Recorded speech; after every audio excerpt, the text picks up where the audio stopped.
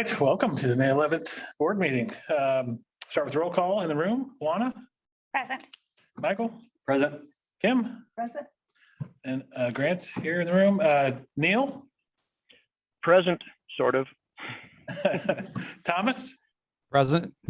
Great. All right, we have a full group. Let's move to the officially call to order and move to the flag salute. I pledge allegiance to the flag of the United States of America, America. and the The republic republic for which it stands, one nation, under God, indivisible, liberty and liberty justice. and justice for all. Right. This brings us to our first opportunity for public input. Is anybody online besides us? No. Okay, and I don't know if we even have a sign up sheet. We do, It's out there. I Oh, didn't see it. okay. Okay. Moving to item 3, addition deletion. We have an addition for executive session, like performance at the end. I'll move to approve the addition of the executive session. Can I get a second? I'll second. Thank you, Juana. All in favor, say aye. Aye. Aye. Aye. Aye. Thank you. All right, moving to the consent agenda. So we had minutes, payroll vouchers, so some hires and resignations, FMLA leave, revised sports contracts, and a prep period buyout contract, 2 contracts there. Any questions or discussion about anything on the consent agenda? Yes, this is Neil. I had a question. What is the buyout contracts? How does that work? I don't remember hearing that term at any of the other meetings. So if we have a teacher that we need for them to work through their planning period, we buy out their prep period and pay them for that portion of their time in order to cover another class. And so we have a staff member who is on leave for the rest of the year, and rather than try to find a teacher to replace that high school teacher, we have teachers who are covering that class on their planning period. Excellent. Thank you. I knew there'd be a reason for it. Thanks for asking. Any other questions, or if not, can I get a motion to approve the consent agenda? This is one I'll move forward. Thanks, Juana. Your second? I'll second. Thanks, Michael. All in favor, say aye. Aye. Aye. Thanks, Thomas. All right, consent agenda passes. Grant, now that we've voted, I have a question. The vice principal at the high school, then is there an announcement out? How's the recruitment happening? So he's listed, for the. Yeah, vacancy. It's not yet posted. Okay. It'll get posted by the end of the day on Monday, if not prior. Okay, pretty quick. Okay. They're working on the timeline and all the activities now. Okay. It wasn't fun because he's listed here twice as a hire and it was The resignation, yeah, around there. Yeah. All right, our next item is superintendent hiring. So at our last board meeting, we approved to move forward with contract negotiations, and I'm pleased to announce that we have come to agreement there. Jennifer's in the room with us. So this is the formal approval of the contract. Dr. Jennifer Bethman as superintendent of the Rochester School District for a 3-year period beginning July 1st, 2022, ending July 30th, 2025. So this is the roll call vote that we talked about last time. So I'll call a roll call. I'll call each of you and just ask for your yay or nay. Juana? Yes. Michael? Yes. Neil? Absolutely, yes. Thomas? Yes. Grant? Yes. Jennifer, welcome. Thank you. Yay. Excited you're here. I don't know if this is I didn't talk to you about this ahead of time, but I don't know if it'd be a good time to offer an opportunity to say anything. Well, I would just say real briefly that I am extremely honored to be selected as your superintendent, and I'm very excited to be working with the community to, educate all of our kids. And I look forward to joining a fabulous team. I've spent the day in Rochester today, and it's just great people. And I'm really excited about being able to work and continue the work that Kim has done, because Kim has been doing great work in the district along with everybody else. And so to be a part of that team and to lead the work into the future, I couldn't have been luckier. So thank you very much. Thank you. We're really excited. Okay, moving on to new business. We have a REA memorandum of understanding. So this is a change to Article 8 of the collective bargaining agreement with the Rochester Education Association, so our teachers. That article is on due process. And this change is an extension of a timeline within that due process when there's an allegation brought against a staff member. It previously read the allegation, any allegations not shared with the employee within 5 working days of receipt may not be used to discipline the employee nor be included in the employee's evaluation. That has mutually been agreed to as an extension to 10 days. And some of you are like, why would you want to do that? We often are in situations where something is reported that's not fully accurate. So somebody may call and say that teacher so-and-so, or they don't know the name of the teacher, but they heard the story. And sometimes it will take a while to tease out who was the employee and was there any validity to the story. Often the next day I get another call that says, never mind, I talked to my child and found out there was a whole other story. And so anyway, between staff absenteeism that became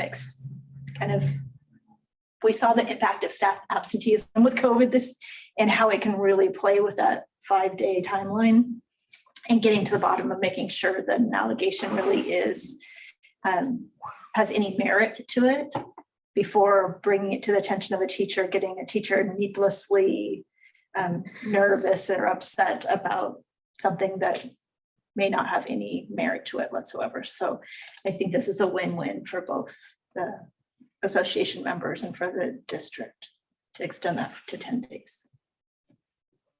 So to be clear, if there's an allegation against teacher A, somebody called you and you didn't say anything to the teacher until day 11, no matter how serious it is, there's no discipline, or there must be some egregious. There's some provisions when it's a felony and Okay. there's Okay. legal things. Yep. Okay. It was a matter if I didn't like what that teacher said to my kid, Yeah. something of that nature. Okay. They need to have prompt notification. Overall, this just gives more time to Investigate. validate, verify, and okay. Any other questions or discussion on this? If not, I hear a motion on approving the update to the REA memorandum of understanding as described. So move. Michael, do I hear a second? I'll second it. Thanks, Thomas. All in favor, say aye. Aye. Aye. Okay. Now we're moving to our second opportunity for public input, items that aren't necessarily on the agenda. Don't think we have anybody in. There's no one else in Zoom and Okay. no one else has signed up. Okay. All right, so we'll move right into work session. Curriculum 6 through 8 social studies. All right, so I am going to speak from the behind the camera. So I can run a couple other things as we do this. Let me pull up a couple of, I'm going to need to pull up some different screens here. And we will. Let's get the right screen here. That's a nice one. Yeah, if I can find what It's I. last vacation. There we go. Oh, kind of. I'm gonna go back. Jeez Louise. Can we do I've had that many problems with that. So I had flag ready just in case Michael was standing in the way. So we, just in case, cover all my bases here. So tonight we're gonna talk a little bit about social studies 6 through 8. curriculum materials adoption. And Lauren Morgan is here from the middle school, one of our 8th grade social studies English teachers, who is part of the committee and on the committee. That's in a few slides here, going to help me with some more information for you guys as well. So a couple of things. Members of the social studies committee. So when I started putting this together, I also realized that there's a couple of you I don't think have ever been through a materials adoption presentation at the board level. And so I know for sure Thomas has not, and I can't remember if Juana or Neil have been on the board when I've done a materials adoption. And I don't think so. So I'm gonna, even before this slide, we're going to go back a little bit further. So within the school district, there is a committee, the District Curriculum Committee. The acronym for that, because we all know we all love acronyms in education, is DCC. DCC is a standing committee. It is within board policy that we have the District Curriculum Committee. Those dates are posted on the website when we have those meetings. Typically, they're every first Wednesday of a month after school. There are 3 representatives from each of the buildings, the primary school, the elementary school, the middle school, and the high school, teacher representatives. And one of those teacher representatives is considered the faculty chair as well. And our faculty chair for the last few years has been Beth Wilson. Prior to that, I think probably the 30-year faculty chair was Jan Watson to that committee. And then I sit on DCC as the administrative representative for the district. And so DCC, that is our overall recommending body of curriculum materials to the board. They don't approve materials. The school board approves materials. DCC recommends materials to the school board for approval. Okay. Within DCC, we have content areas within all of our schools. We have English language arts as a content area, math as a content area, social studies as a content area. So each one of those content areas has a subcommittee that falls underneath DCC.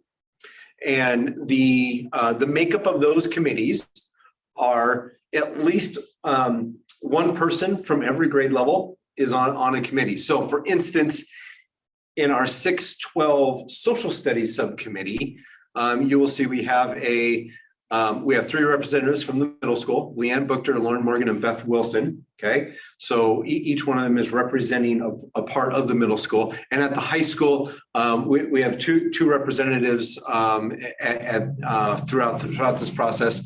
And so I always try to get 3 from the high school, but in this particular committee, 2 is where we ended up with. And then we also, on all subcommittees, we also have a building administrator as a representative. Will Moss is the principal's representative on that committee.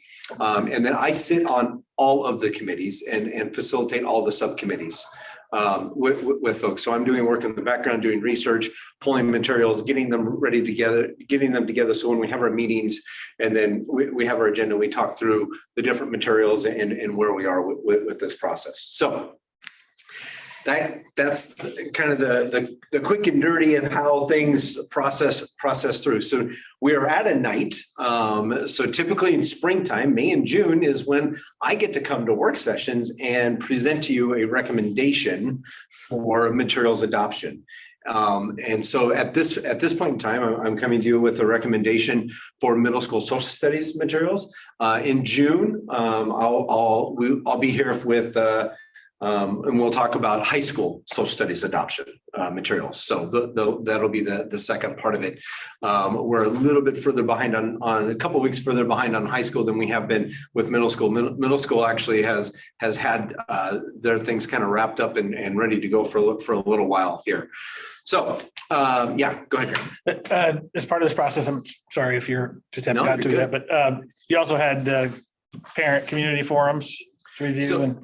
Yes, we did hold, we did invite and hold a parent middle school come review social studies materials and during conference week. Okay, it was not well attended. Okay. So Justin, I feel like in the past, we've had community members actually sit on a committee, but has that happened and just not a lot of interest? This time around, I didn't have a community member sit on the committee, but yes, typically we would have, yeah. So in this particular case, Lauren doubled up. Lauren has kids in the district as well and is a community member. So we did double Lauren up a little bit in this committee as well. But yes, that is one of the things on the ELA committee, which is just started. We're adding a parent onto the committee in fact, she'll be adding in June onto the committee. So when I come to you next spring with ELA adoption, you'll have a parent on the committee. Yep. We even had 1 year way back when the parent was the chair of the committee. Yeah. Yeah. Yeah, that's now almost, It doesn't happen very often. it's almost been 20 years now since Oh my that. gosh. Mhm. All right, so we did, when we went out looking at materials, we did consider quite a few materials. So at the middle school level, when we were looking at world history and US history materials, we had presentations from Hoofton, Mifflin, Harcourt, say that 10 times fast, we call that HMH. Savas Learning, formerly known as Pearson, they've changed their name. And then also TCI History Live. So those are the three that we looked at for world history and US history texts. In the state history area, we looked at the publisher Smith Gibbs. And then also the League of Women Voters produces a Washington State history online version that they've had now out. I think they're in their 10th or 12th edition. They redo it every couple of years. And then we also materials that we considered DBQs, and we'll talk about those in a little bit as we move down here. So there are, we do have our social studies standards. And so I on your tables, and those of you online, I will send the electronic version of the standards to you. But on tables here are the middle school state standards for social studies. But what I do want to point out more than the standards is within the document, it talks about what students should know and be able to do as a result of social studies and going through social studies courses. And there's 4 things that students should know and be able to do at the conclusion of their social studies in K through 12. They should have knowledge of history, geography, civics, and economics, or knowledge of those things that are fundamental to students' ability to understand the world we live in. They should be able to be inquiry, interpersonal relations, and critical reasoning skills include the ability to gather, interpret, and analyze information and engage in respectful and productive civic discourse and to draw conclusions consistent to one's own values and beliefs. That third one, respect for the values of a diverse and democratic society motivates students to safeguard their own rights and the rights of others and fulfill their responsibilities as citizens in a democracy. And that fourth one is a commitment to civic participation as a result of social studies education that includes opportunities for students to understand and experience their own power to make a positive difference through service to their communities and the world. So I think that's that important piece. So when we're looking at social studies and in the different areas of history, geography, civics, and economics, how are we making sure that they're getting that well-rounded, history education in order to be able to be good citizens and participate in the democracy? Okay, so that's where a lot of this goes. And if you'll notice, and I will pull up the standards document up on the screen really quick so you guys can see. So when the packet that's on the tables, you'll see it goes through and it talks about the skills that students will be receiving in grades 6 through 8. You'll notice that they're broken down. World history is a 6th grade course. All right. Washington State history as a 7th grade course, US history as an 8th grade course. Okay. So, and then if we go further into the document, the social studies learning standards are broken down into a few other areas. So we have the social studies skills standards. There are the civic standards, economic standards, the geography standards, and then the history standards. Okay, so we're not looking at just historical content. The social studies standards meet all those different areas. And at each of the grade levels, there's a standard set within those areas. So I'm gonna scroll further in and take a look at, we're gonna take a look at the social studies standards, which for those of you that are in the room, start on page 51, which happens to be page 2 of your packet. I know, doesn't seem right. So, but when we start looking at what are social studies skills, right? So that first skill is uses critical reasoning skills to analyze and evaluate claims. All right. And then you'll notice the components by the end of 8th grade, students will, and this is grade banded, right? So analyze the positions and evidence supporting an issue or an event. And the second standard in that area is evaluate the logic of reasons for a position on an issue or event. Okay. If we continue on and we look at the second standard of social studies skills, uses inquiry-based research. The components underneath there are 2 more components that fall underneath that skill. All right, so all of these skills are set up that way. That third social studies skill deliberates public issues.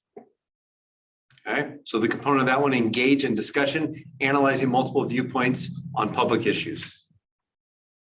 Okay. That fourth skill, okay, creates a product that uses social studies content to support a thesis and presents the product in an appropriate manner to a meaningful audience. You can see the components there. And one of the reasons I'm pointing out these 4 skills, right? When we really start looking at social studies and materials and our curriculum, these 4 skills, if we look, overlap lots of not just social studies, but they overlap English, they overlap math, they overlap science, right? These are really important skills. If we start thinking of these skills as job skills as well, these are skills that many of you use in your job on a regular basis.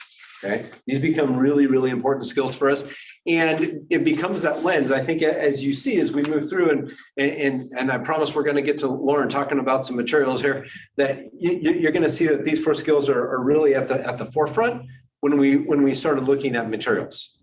Okay, we can find lots of history content and materials to supplement if need be, but helping students develop these skills become very, very important. Okay, we need them to be productive citizens within Rochester and within our community. Okay, so these 4 skills, I think help us get there. And then that document is great reading if you want to continue reading it. I'm not going to make you continue reading the social studies standards, but I want to make sure you have the middle school social studies standards, state standards, and Thomas and Neil, I'll make sure you guys get a copy of this and get the document shared with you online. Okay. So I'm going to jump Justin, I have down. a question. Yeah, go ahead. Okay, so this is for the middle school, that's 6th, 7th, and 8th grade. Yes. So what you just read, which obviously I can't see, but so the teacher is going to read that out to all 6th, 7th, and 8th graders, correct? Somewhere along the lines? No, we're going to develop lessons that help students develop those skills. Oh, okay. So we're going to use we're going to use the content to help students develop those skills. Okay, because I'm pretty sure a 6th grader doesn't know what a thesis is. They will have heard the word. I guarantee it. I think we have a lot of adults that would not quite sure what a thesis is either. But yeah, Yes. they will have heard the word, and we will get there. And I'm pretty sure they use thesis as a vocabulary word in 6th, 7th, 8th grade when they're doing the writing. So Okay, yep, just not a checking because problem. Yep. I was listening to everything that you were saying, and I'm like, Yeah, Michael. I'll jump right in here. I understand it's middle school, but I'm assuming these issues still come up with the divisiveness of the political landscape, and we're still needing to teach about civics and politics and things of that nature. The curriculums that you looked for, are they adding any additional support for the teachers about how to sort of maneuver through that or maybe we offer extra training to it or something, but you still have to teach it, but then how do you get to this position where I'm sure opinions are coming out pretty strongly? Yeah, and I think with the materials that we're recommending here, they would be what I would consider very traditional in materials, and I don't think we're going to have. It's not a big. I would not say it's a big move from where we are currently, or where we have been in the past, with as far as materials go and as far as units and things that are taught. So maybe it's a better question, Lauren. I mean, in the middle schools, have you seen what maybe some of the high schools have seen in terms of? I would say that our 8th grade and probably 6th and 7th are very conscientious to stay away from the hottest button issues of the day. You know, like our most recent investigation in critical thinking is, should schools be allowed to limit students' online speech? So online speech, whether it should be limited or not, outside of the school day. So they just did, and we'll get into the material here that we talked about that we're adopting, we've been piloting it. And so students read 6 or 7 sources about how online speech has hurt teachers or hurt students and how that carries over into the school day, even when it's done outside of school. So I send you a Snapchat message from home that upsets you, or I do a fake Facebook page with your likeness.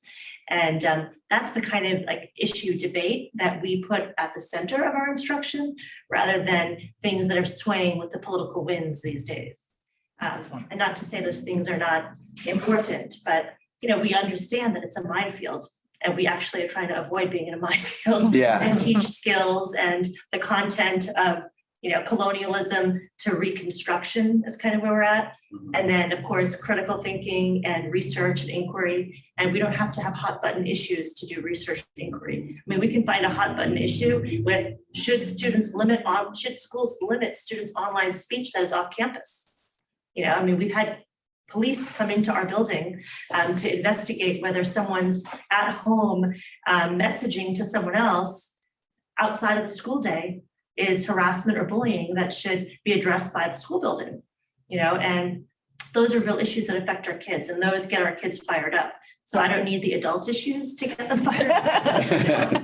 So I don't know if that addresses your question. No, it does. I feel like the maneuvering the minefields must be tougher than it was 5 or 10 years ago. So. I've been now in that position for quite a while. Yeah. And we work very conscientiously to avoid drama in our 8th grade class. And I don't think that we've gotten a lot, and maybe you guys hear things I don't, but we try to navigate in this environment and, build unity rather than division in the ability that we can, to the extent we can. Great.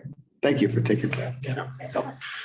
So in case you don't know, or it's been a while since maybe your kids went through the middle school social studies, world history is at the 6th grade course. So four quarters of world history, and that's mainly ancient world history.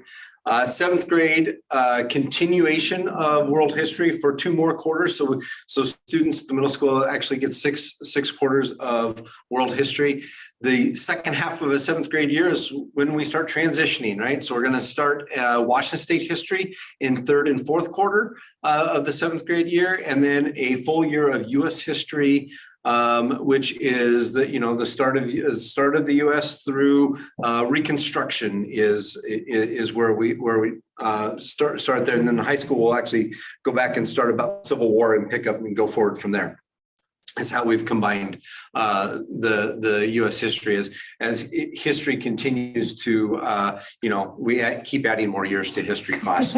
It's one of those things that you have to figure out how we're going to do all this. Can't do everything all the time. So that's where the courses for social studies are at the middle school. So what we came to with our recommendation, let me see if I can blow this up a little bit more even. Where we are with our recommendation is with what is called History Live at the middle school level for world history and U.S. history. Okay, and History Live has a text that is called The World Through 1750. There is enough information within that text, and that text is large enough that we only need one text for all 6 quarters, We currently use that same process right now with the materials that were adopted about 8 or 9 years ago. There's 60 weeks worth of instruction in that text. It's a nice 963-page book.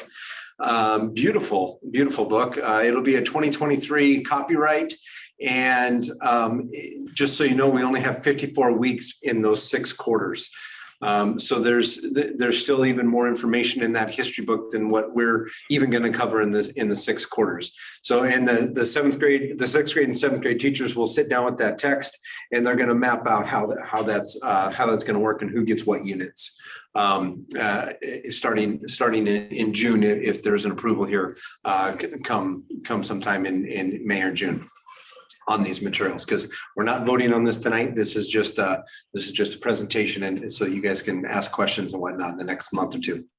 So, and I will also share this slideshow with you, and there's a link in here to be able to go to the actual what the company calls a flippable text. So, you can jump through, like I said, 923 pages. If you really want to go through all 923 pages of the text, you can see exactly what the students will have access to. And so I think it's going to be great. So History Live is actually a set of materials that prior to our last adoption, we did use in a cycle. It was adopted about 2002. And we had it through about 2009, 2010, and then we switched over to HMH. And now we're asking to go back to the History Live. The United States history text as well also has the football. It goes through start of the U.S. through industrialism, although we'll only use the book through Reconstruction, because in most years that's about as far as they will get.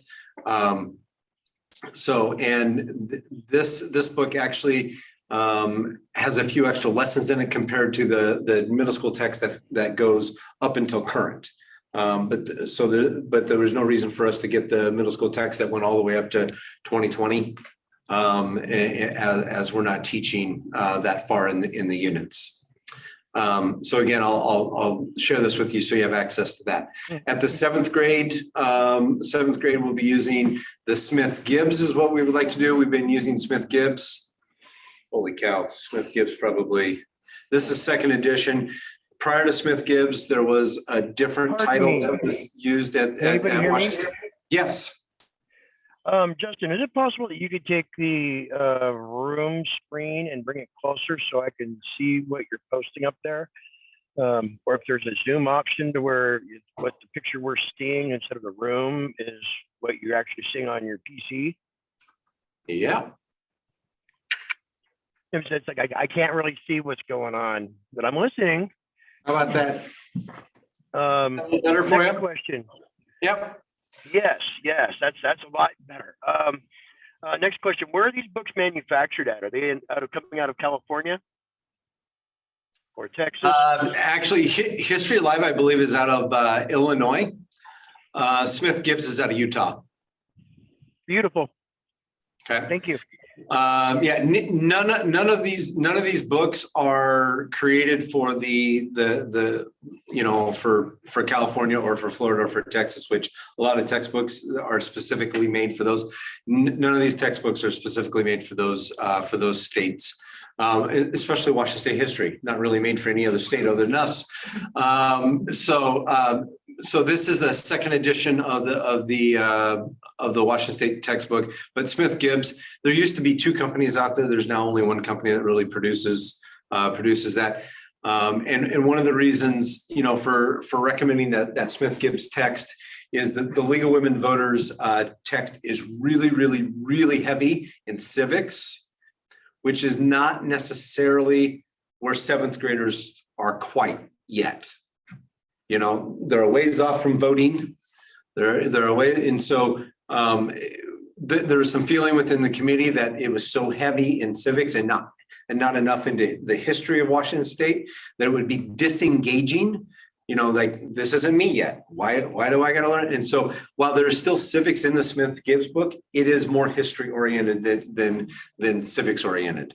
So that was a reason for recommending that over the League of Women Voters online text. And I'll chime in, civics is a senior year course, you know, so if it's appropriate for seniors, and we had moved it from 9th grade to 12th grade, it's certainly not appropriate for 7th graders if it was moved from 9th to 12th in the last 2 years. Absolutely.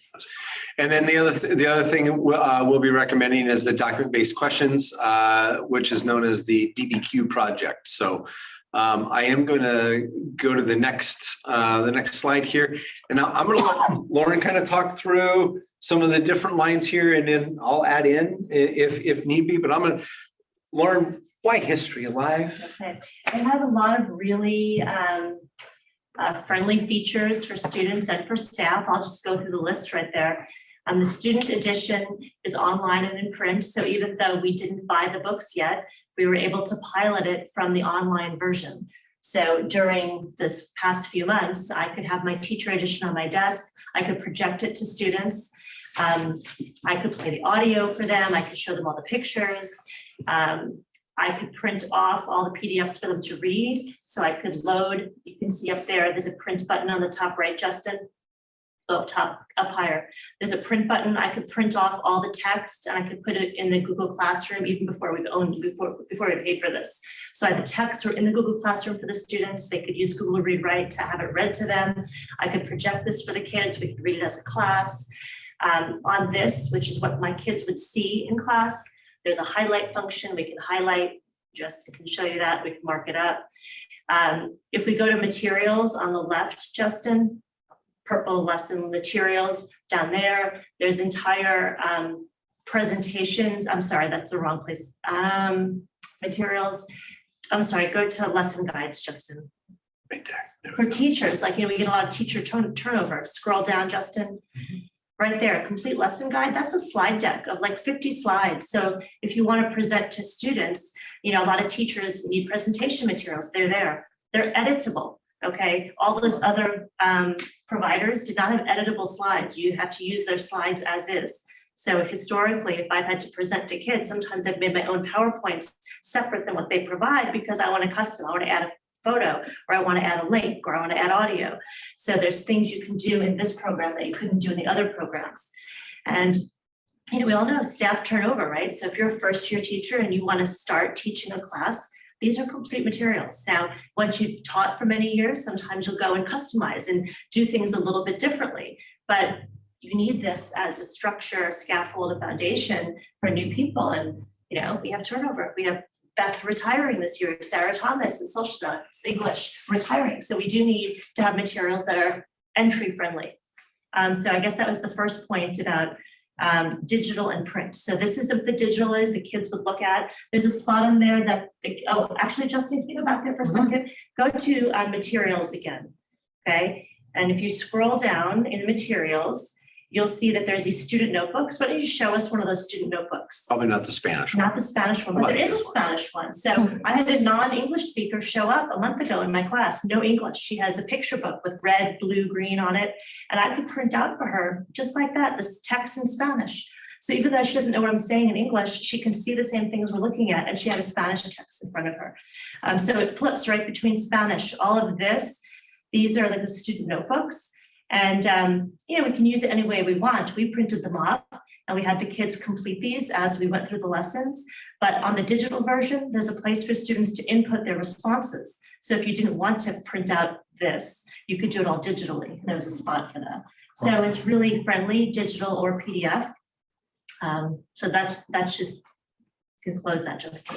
Okay, and as you can see, there's a Spanish version, there's answer key, so very user-friendly for teachers. There's more there too. But let's go back to your original presentation with item number two, primary sources for students. In this text, in addition to just like your secondary source where the historian is writing about things, is an abundance of primary sources on every topic. So we can see them there in the slideshows. But we also have versions that we print out and we can put around the room. And we've done these gallery walks where they walk to one place and take notes in their interactive notebook. And then they walk to the next place and take notes in their interactive notebook. So it's already kind of planned out for more engaging activities than just a textbook where the teacher has to figure out, oh, what am I going to do to get them moving around the room? They come kind of embedded in with the gallery walk idea and some other things. So primary sources are embedded in the slideshows, in the printout to move around the room. There's a lot of good primary sources. They use audio, they use photography, they use like journals, diary entries, letters. So quite a diverse number of primary sources. It integrates with Google Classroom once you have the kid version. We only had the teacher version, so I wasn't integrating it directly to Google Classroom, but I was able to load all those PDFs that we were talking about so kids could read outside the class time. I think. Yeah. Cool. If we go back here, you can see it has save text to drive, which you can take it over, drop it in Google Classroom. So. Let's see, number 4, easy to use. I just kind of described those online resources, very easy to use. Number 5, varied activities. Like I said, we do a gallery walk, we print out these primary sources. We did one on the new nation and how America was developing a new art and new music forms. So we put those around the room and they walk around to those. You know, there's activities that are simulated debates where they take on a character and talk in character at a meeting to someone else. So they had some really nice activities that under the old textbook, which is more traditional, you know, teachers have to come up with those as opposed to them being kind of already provided and structured and class sets printable. Integrated literacy. I'm not sure exactly what that means there, but if it means flipping between Spanish, you can do that. Right, yeah. So I think with the integrated literacy, the text can be read to students in Spanish. It'll translate in Spanish, so that the speech to text is very good there. And Justin can press the text button and have it read. The voice is not as good as some other books. Key themes in history. What are the key themes of U.S. history? Introduction, In History Alive. So it's not a great voice. We've had better voices, but if you need a voice, it's adequate. It actually motivates my students to volunteer to read because I'd much rather have the few children who want to read aloud read for us. You know, because sometimes they'll say, do you want me to read? Do you want the robot to read? Do you want someone else to read? And most of them will step up and read, you know. I put so much effort into this, they didn't get a better voice. Yeah, I'm surprised. Well, and part of that has to do with the Spanish translation. So the other products we looked at, they had a reader, no Spanish translation. So they had a human voice go in and read the entire thing, but they're not willing to pay to have someone go in and read it with a Spanish voice. So this is utilizing some of the AI, and I think over time those voices, it wouldn't surprise me in another year the voice gets better, another year the voice gets better, and whatnot. But a couple of the other literacy supports. So if a student's in and looking like, hey, I would like to know something about these words, right? I need these definitions. Kids can click on these and now they have their cards. So if I want to see what is the definition of population, right? So I got it. Tenement, what is that?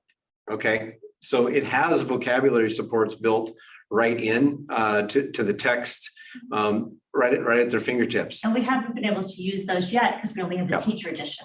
But once the kids have their own codes, they could access that and study for tests and use those tools. Right. The other thing it also has for help in literacy support, if I click on the main ideas, it actually highlights in blue what the main ideas are. Okay, so we're helping clue students in things that they should be looking for as well. And then it also has 2 reading levels. So it has an A level and a B level. And this was one of those things. So it takes it, and I believe they told us it takes it down about a grade level, maybe a grade level and a half in readability. Our last text actually would take an entire section and take it down to 2 paragraphs. So they would eliminate a lot of the content, and that was their way to get it down a grade level.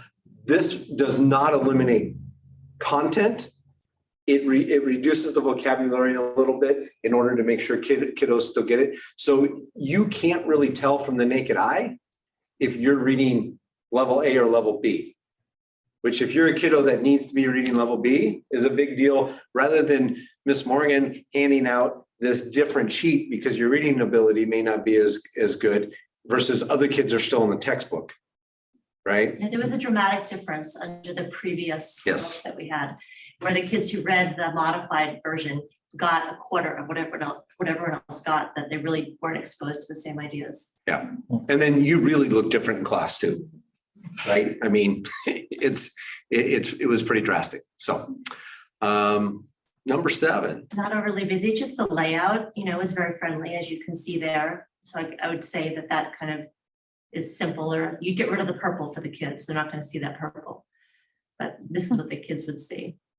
It's navigable. Look at the sections. If you click on the sections, they can go up and drop down. Okay. So, and in contrast to the couple of other programs, when we say not overly busy, other programs were like, you look at the screen and you're like, I have no idea where to start.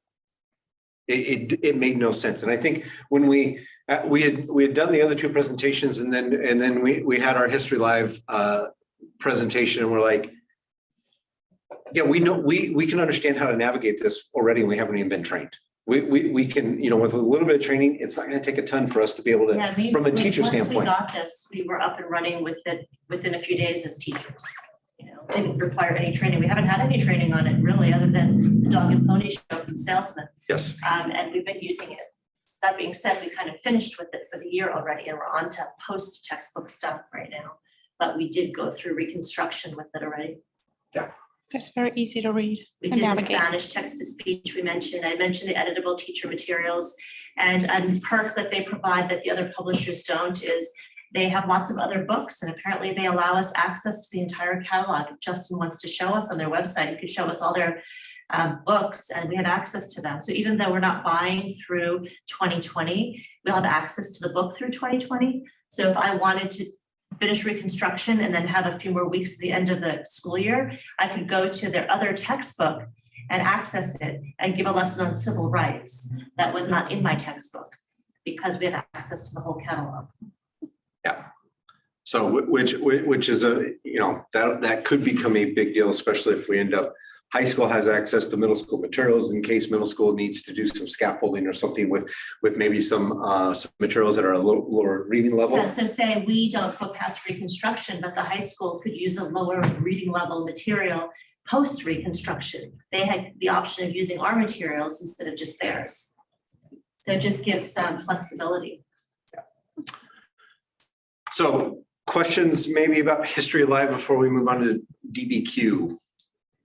I have a question, and it's kind of an odd one, but it's been a few years, but we heard a few years ago about these youngsters running around with backpacks that weigh like 100 pounds, and they're trying to haul them back and forth. You keep talking about textbooks. Is this like a big thick textbook? Is it all online? So we're going to keep a class set in the classroom. Okay, They're not going to be given a textbook to take to and from. If okay, they want a textbook, they can check one out from the library and leave it at home. okay, Okay, but we're not going to ask them to move it around. We can use the digital book most of the time. yeah, And if they want to use a traditional book, they can take it out and use that in the classroom. that's great. So, and I think we've also gone to a lot of marking the text. So that was the other nice thing about the ability to print out a page from the textbook and then really have kids go through, use highlighters, mark the text, make some This notes. is the only one of the 3 that allows us to print the text. The other ones didn't give that as an option. So this was really nice for piloting, that we could actually print out text packets, or we could put the text packet in the digital classroom. But that wasn't an option. We would have had to do something else. Great. Yeah, the old school teacher, not appropriate copyright infringement. Yeah, so. So DBQs stands for data-based questions, right? Document-based questions, sorry. I tech guy wants to say data. Make your own.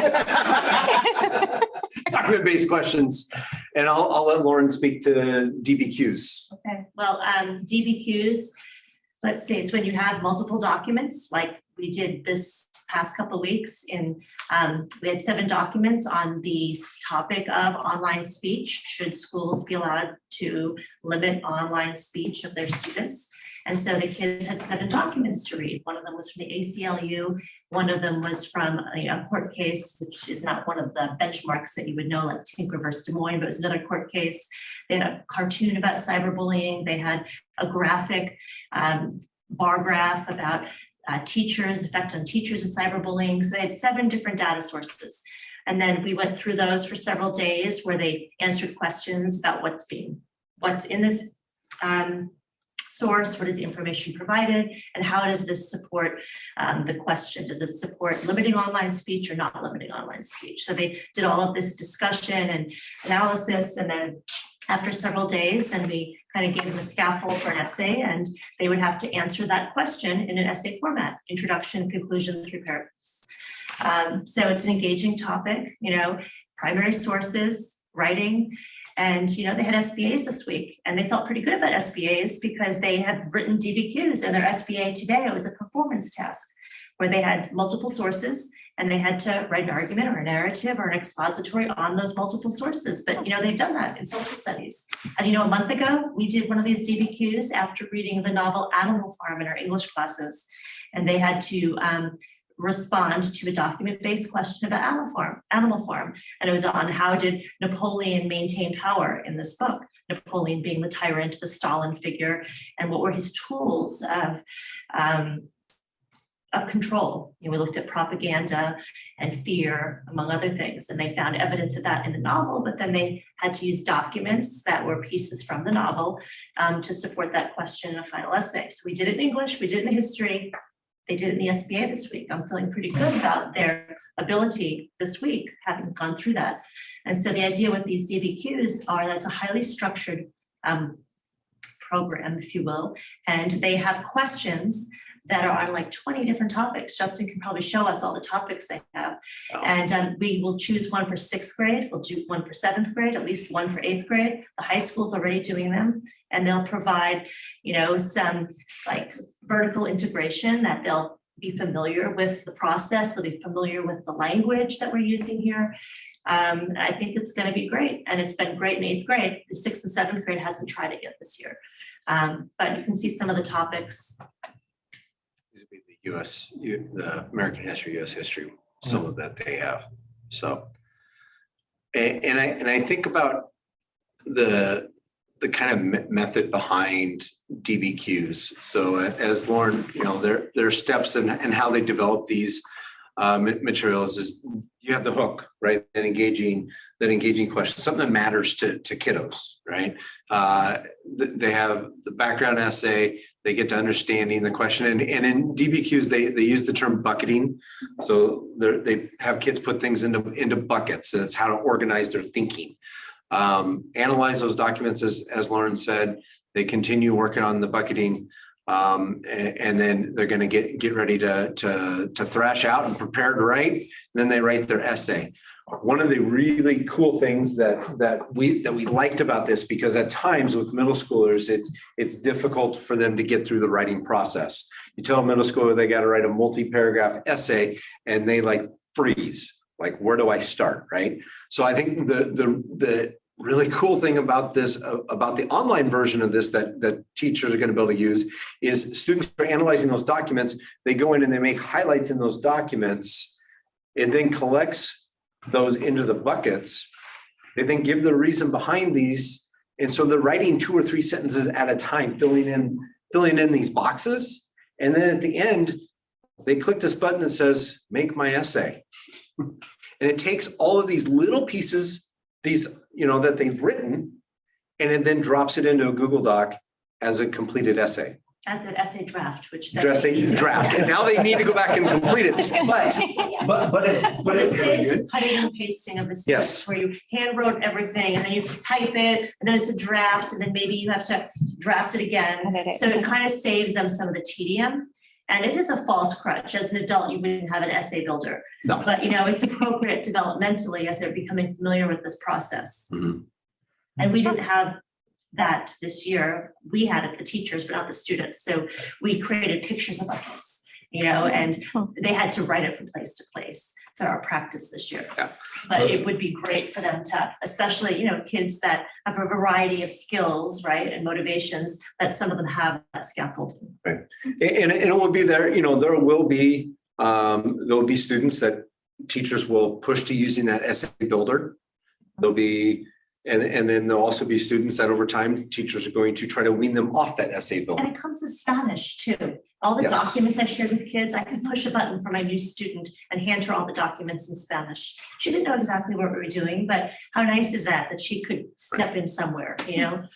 So that was nice. So I think as we went through and looked at materials, and the middle school did a really good job of taking in, okay, what did our last set of materials, what were they not great in? How did they not necessarily help us? So that kind of created a list for our middle school teachers about things that they were looking for. And then on top of that, we got to realize what were the materials lacking when it came to remote learning, right?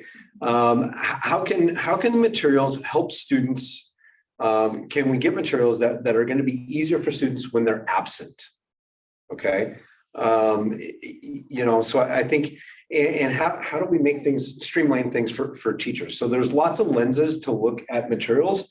As I said, the social studies skills is a top lens for us, but we also had some other things. One of the things, our last set of materials after 7 years, we could no longer access online. So one of the questions that we asked each of the providers is, how long until the licensing will be gone on this, and when will you no longer let us renew online? And the other two providers like, oh, well, we can guarantee you for 5 years. So in 5 years, if you guys don't re-up this program, we will have no online access. They're like, correct. History Live, like, we don't plan on changing. In fact, how many years access do you want to buy? Okay. I would like to, if I'm doing this, we would like to buy 8 or 9 years because that's our adoption cycle. And they're like, not a problem. You will always have access. So that became a big deal when, in the middle of the pandemic, we lost our online access to our U.S. history textbook. And then had to resort to the hard ways. Teachers were scanning pages and things like that. So it became difficult that way. So I do feel that the middle school has really done their due diligence around materials and looking at materials and figuring out what is best for students and what's gonna help students. And as Lauren said, we do have staff turnover here and there, and being able to support new teachers as they come in is also what is best for students. Making sure that teachers aren't having to redevelop and recreate when they're brand new to a grade level is very helpful. So, questions from the board?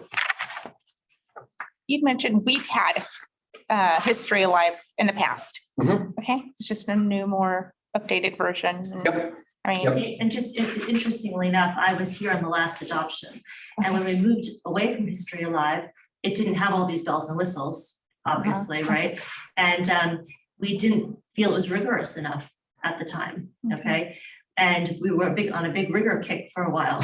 And now we're kind of on an SEL kick, and kids need a lot more scaffolds than they used to. We want rigor, but we need a lot more scaffolding.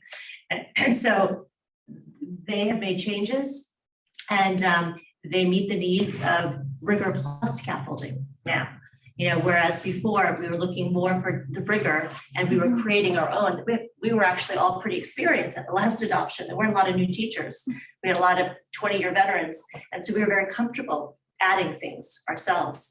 But over those years, a lot of those people have retired that were here at that last adoption. And so we definitely need more, beginner entry level friendly materials for teachers, ease of use. You need more time to build relationships with kids. If you're not spending all your time running off the copies, right? So I think this is a win-win for everybody. Great. So I will forward you guys the information here. You'll get an email from me so you can access documents and whatnot.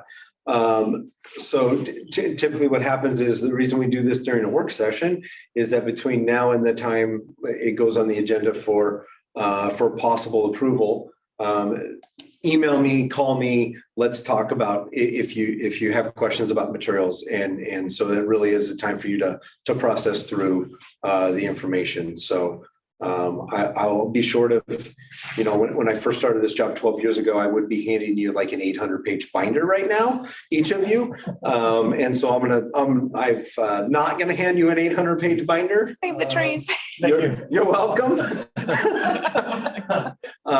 So, Click but the link and read the. yeah, instead it's an 800-page electronic binder. So, all right, and that's what I have for that piece of it. Thank you, Lauren. Thank you very much. Yes. Thank you, Lauren. Thank you. Have a good Helpful. evening. Uh-huh. All right, next on our agenda is new superintendent onboarding. All right, so I'll get us started and Jennifer and I can kind of go back and forth with updates and answer any questions you might have. Okay.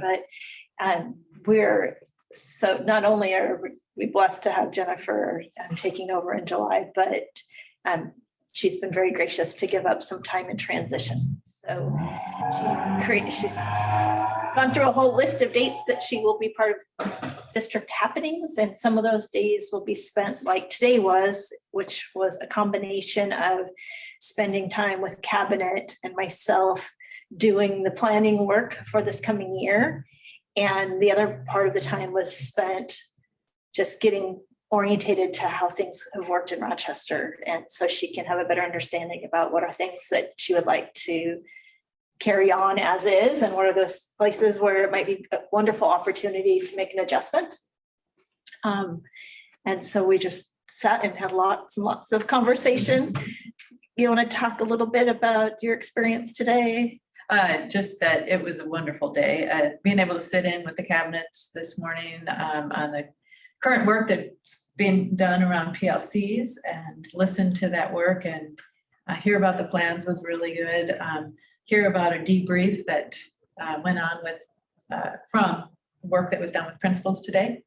I didn't get to see the work with principals, but I think it's really good that they were able to kind of do some PLC work without any administrators there, and then for us to hear what was going on and how they were seeing the work around standards and aligning the standards. And then the assessments eventually that they'll be building for students. Just really good work that's I'm going to be really excited to engage in even more and work with the team on and leading forward. It's working with Kim today, she was so gracious with her time and is, like she said, put a number of dates on the calendar where both will be working together.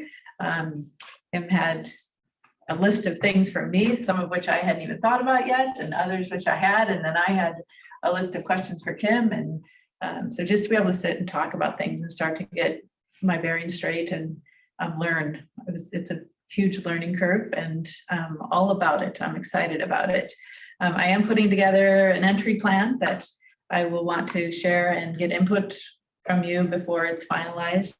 I've got some pre-entry tasks for myself that I really hope to engage in.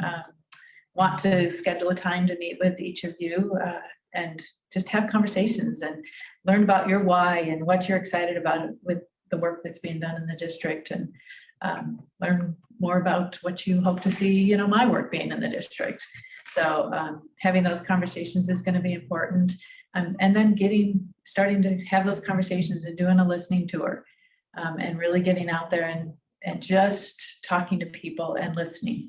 I think that's really important. So I've got some questions that I'll start that I put together. I'm still modifying, and I'll modify after my day with Kim and the cabinet, but identifying some questions that are going to give me some information and start getting out there and talking to people, because it's really important that I'm connecting and understanding what people think about the work that's being done and what they see in moving forward.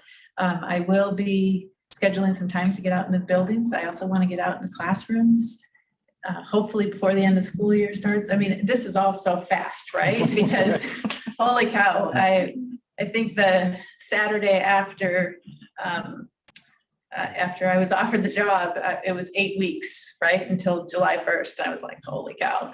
So things are going quickly, but I really do want to get out and spend time in each of the buildings, at least a little bit of time, and then talk to principals and assistant principals and the cabinet on an individual basis to, like I said, start learning there. But you guys get out of school so darn early. I'm like, can't we just add a couple of weeks this year just for me, right? I speak on behalf of all school children, Rochester and elsewhere. No, A couple extra weeks. I go to Rochester. Oh, I think the term is 23 get-ups to go. So Well, anyway, it's, This is Neil. Can you hear me? hi, Neil. Hi there. Jennifer, you want to make sure you have a clear spot on your calendar for the 19th of June. There's a little thing in town, which is probably the most important thing to a lot of people, and that's Swede Day. There's a parade. Yep. Yes, I It's on the already list. got that on my calendar. Yes, thank you for making sure I was aware of that. I believe Justin and I have already talked about that, and I think he's getting some things set up for me so I can be out there. And I told him I need some swag. I've got to have some Rochester swag. to some be warrior wearing. wear. Yeah. Yep. Well, But maybe, definitely I want. is there anyone that's got a convertible and we could put you in the parade? That's the first place for him to meet. Throw candy to the kids. Neil, my plan was to break her a little slower than that. We're gonna keep it stationary. Well, it's a big community event and tradition, so yeah, I just wanted to let you know so you're aware of it. I decided to get volunteer this year, and I'm going to help flip hamburgers. They're short on help. Wonderful. Well, I'll come help you flip if I get relieved of my duties. It's more Okay. comfortable in the dry than the rain. Yes, yes. There's been some monsoon days. Had both. Yeah. Sunburns and monsoons. It is interesting. I have a neighbor. My neighbors have heard that, oh my God, the position, they're very concerned that Kurt and I are looking for a house down here. Of which it's very hard to find houses down here. So if you hear of anything, make sure you let me know. We've get on the search. But they, one of the neighbors had a picture, a newspaper clipping that's in a frame from her great grandfather, I think it was, of a Swedish prince or something that is related to her somehow. I need to get the full story, but it's a story about him being connected to Rochester and being down here around Sweden. Sweet 8 days. Sweet days, yes. So, and he's got a pen and he's signing some document in front of everybody. So it was, That's cool. and she knew exactly where it was, and she went, she got it, and she pulled it out. And I'm like, oh, here's another sign. Great. But anyway, lots of things to do, and I really want to go back and say, I'm putting together this entry plan, and your input into that and making sure I'm getting things done that needs to be done to learn about the community is going to be really important, because building those relationships is really important and going to be a lot of the work for this first year and beyond. But building the relationships and learning about the work that's being done. So very exciting. It's been a great day. And the rest of the days are really an assortment of various things, from learning with the group. So she'll attend professional development with some of our staff on inclusionary practices work that is being done within the district. So learning beside, and then there are several opportunities that I will be able to introduce her to various people within the community, the chamber. So she'll be here on a chamber luncheon day.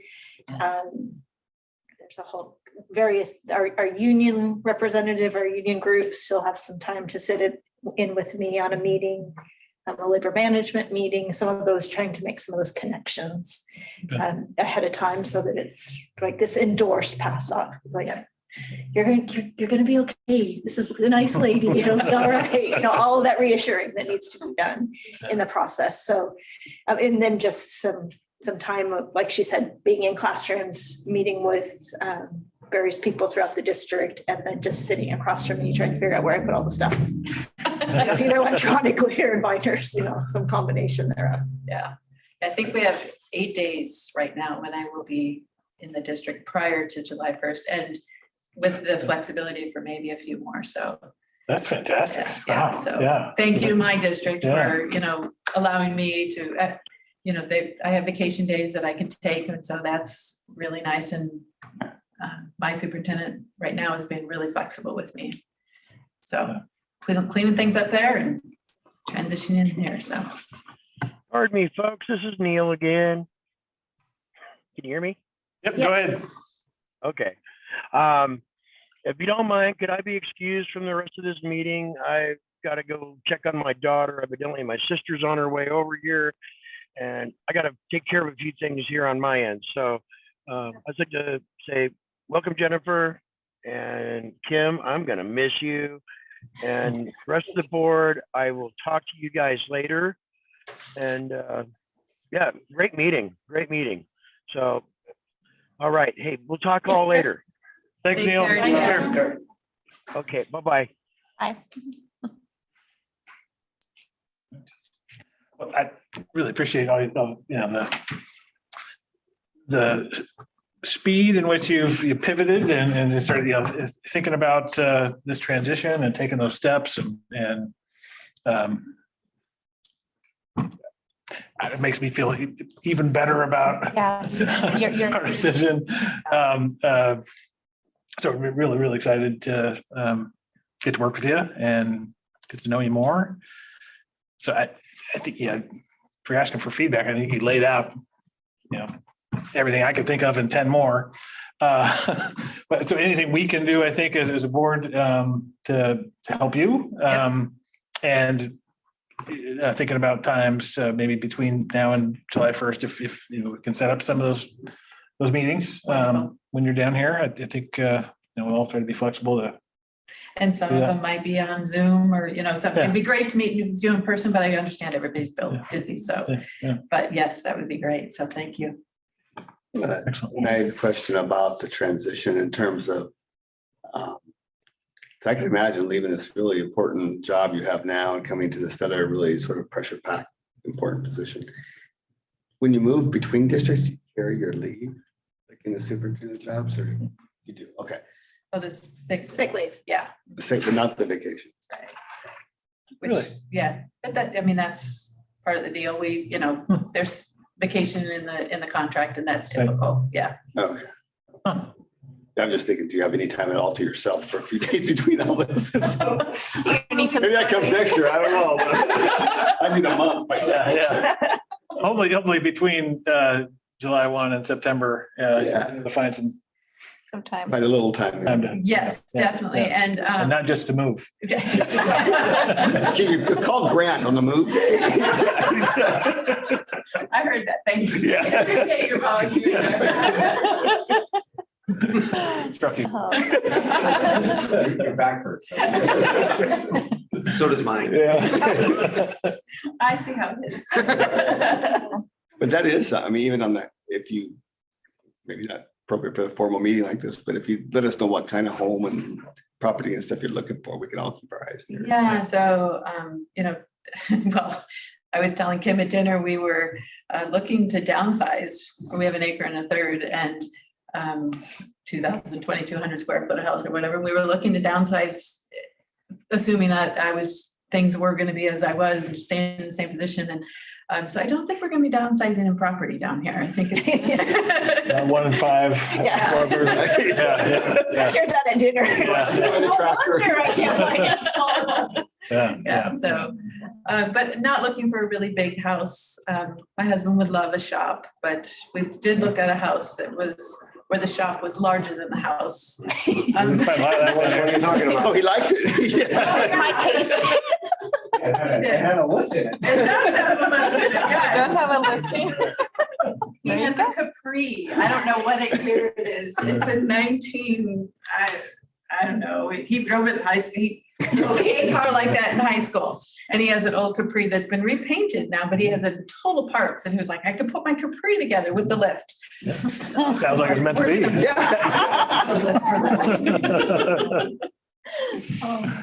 Anyway, so something, I'm not, something reasonable. I'm not crazy, but a nice house and obviously good sized yard and some type of a shop. It doesn't have to be as big as a house.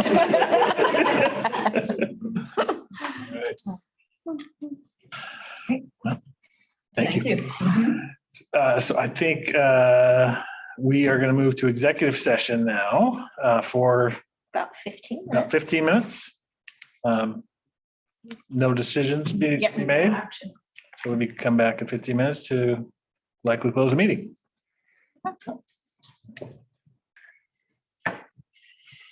Okay, well, thank you all for coming. We'll officially adjourn the meeting.